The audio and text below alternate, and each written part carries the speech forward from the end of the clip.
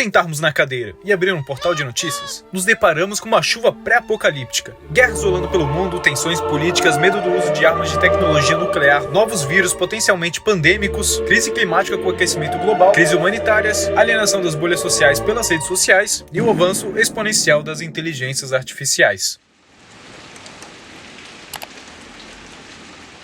Nos resta apenas a vontade de ficarmos vendo compilado de vídeos de gatinhos fofinhos.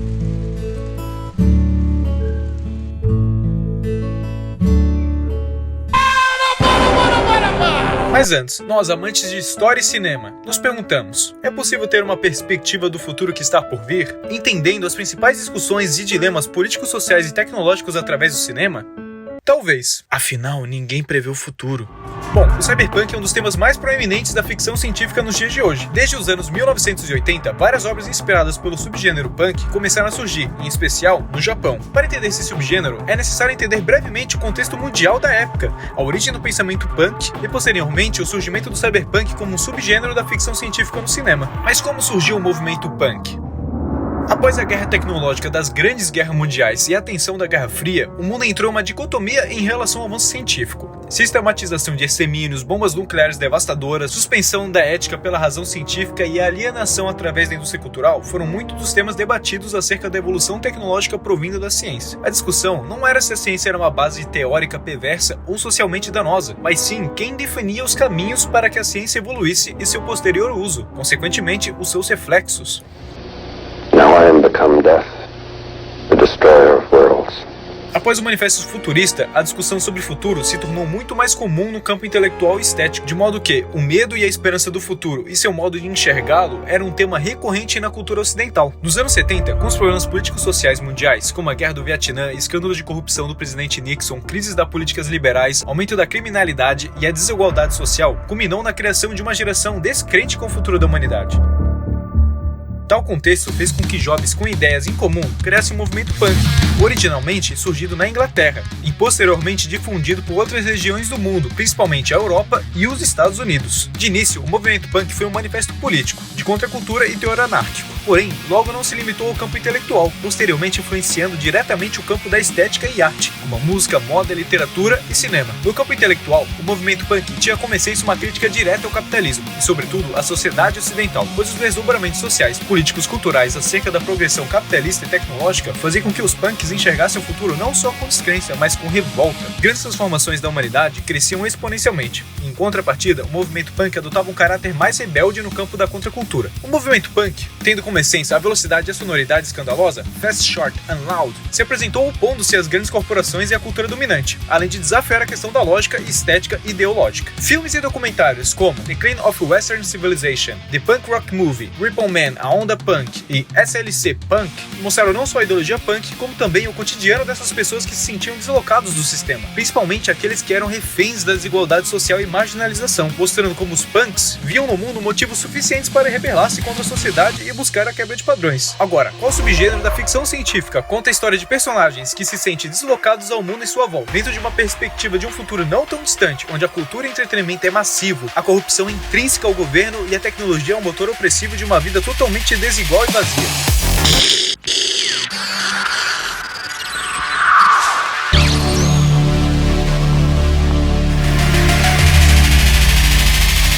Pois é, junto à filosofia punk de caráter anárquico e o pensamento niilista associado ao estilo de vida underground, não demorou muito para tais correntes olharem para esses avanços tecnológicos emergentes, principalmente da computação moderna, e criar projeções pessimistas e, de certo modo, criativas acerca do futuro. Qual é a origem do cyberpunk? Cyberpunk, por definição, é um subgênero da ficção científica, que tem seu foco em um futuro distópico, regido pela alta tecnologia e a baixa qualidade de vida. Seus cenários são sujos, barulhentos, violentos e visualmente poluídos. Grandes corporações dominam o mundo, a desigualdade social é extrema e os protagonistas são anti-heróis que enfrentam grandes dilemas éticos do mundo e de sua própria psique. Cibernética é definida por uma ciência que estuda os mecanismos de controle das máquinas e nos seres vivos. O movimento punk indica a insatisfação com o modus operandi da sociedade, uma crítica ao status quo do governo. Desse modo, pode-se dizer que o cyberpunk é um produto do posicionamento pró-inovação tecnológica e contra a figura da autoridade vigente. Em outras palavras, a tecnologia é o governo. Não se é possível estabelecer uma data para o início do cyberpunk, mas pode-se dizer que após ganhar popularidade na literatura de William Gibson, também conhecido como profeta noir do cyberpunk, e com Philip K. Dick na década de 80, as histórias futuristas e distópicas, onde a informática e tecnologia são fundamentais, não influenciaram diversas obras cinematográficas do subgênero. O cinema do cyberpunk é aquele com foco central no avanço da tecnologia, com uma sociedade marginalizada e distópica, muitas vezes explorando temas de alienação, perda da identidade, privacidade e o controle do sistema corporativo. Sua estética visual também envolve elementos de ficção científica, cultura hacker e a relação entre realidade virtual e cyberespaço. Influenciado pela obra de Philip K. Dick, Androides Sonham com Ovelhas Elétricas, e pelo cenário futurístico de Metrópolis, Blade Runner, O Caçador de Androids, foi um dos primeiros filmes a explorar o cyberpunk e serviu de inspiração para outras obras do subgênero, como Matrix e Ghost in the Shell. O Fantasma do Futuro, em português, é uma animação adaptada do mangá de Masamune Shirow. O filme mostra a dualidade da relação entre o indivíduo com a identidade e a alta tecnologia, trazendo pautas também sobre a natureza da consciência, o existencialismo. Sou alguém ou só uma máquina? Além de Ghost in the Shell, outras animações também se fazem importantes para a disseminação do cyberpunk, como Akira, que faz uso dos elementos como a psicocinese, cidade distópica e pós-apocalíptica, frequentemente vistos no cyberpunk. Matrix traz ainda o conceito de realidade simulada. No filme é possível notar os aspectos apresentados na literatura de William Gibson, como a matriz cibernética e o controle do maquinário. Ambos os filmes remetem à essência do cyberpunk, quando se tem cenários pouco utópicos, mas com uma atmosfera artificial, iluminada e ainda assim desoladora.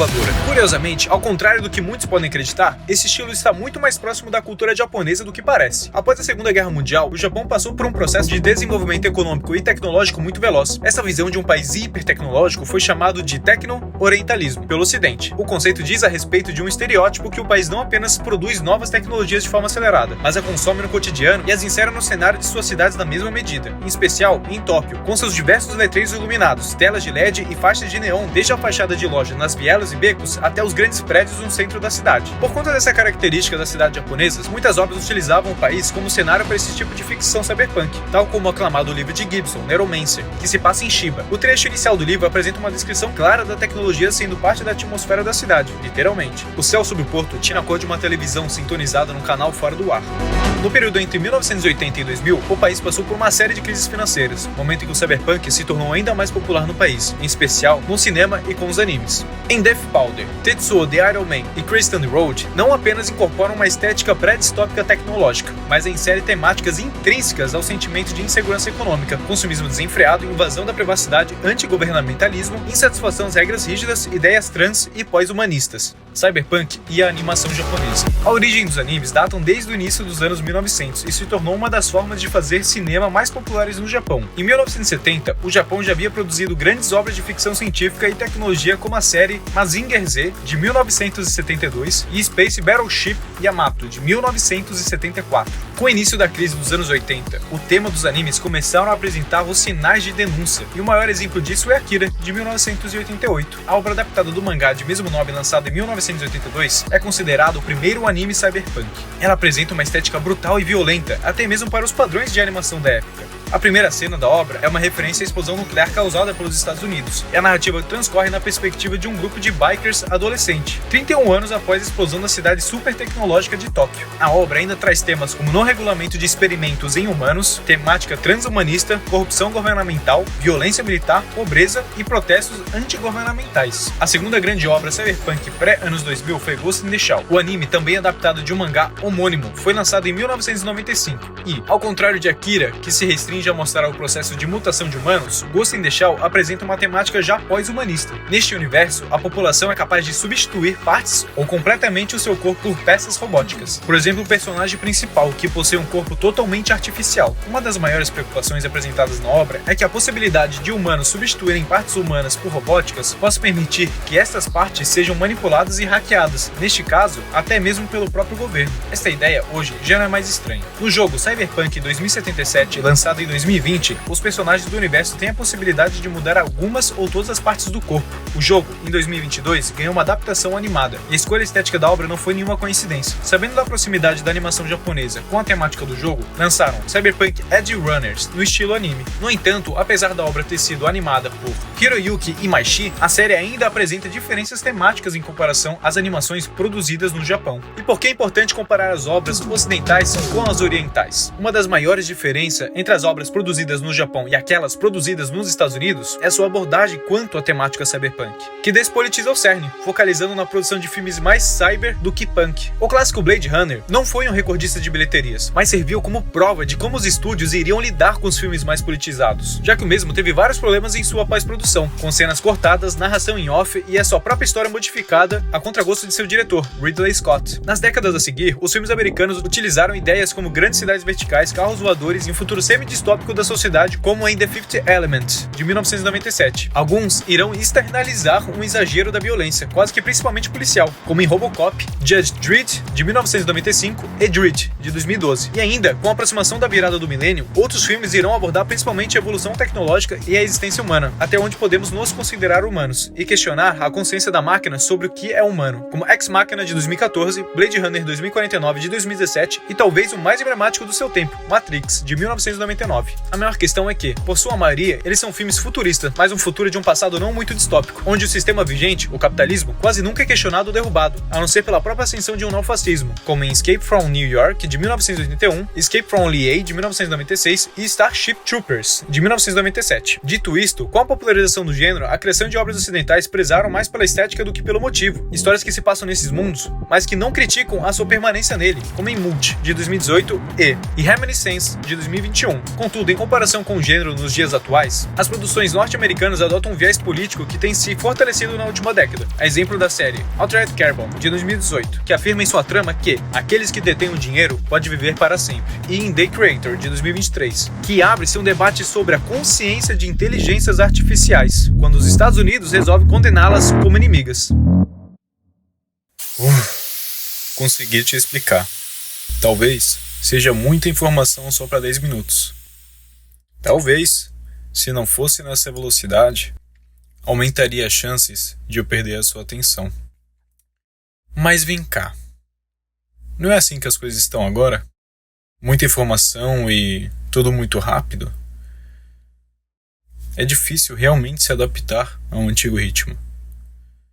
Todos esses filmes abordam diferentes temas, mas que têm a raiz no mesmo problema. E você sabe qual é.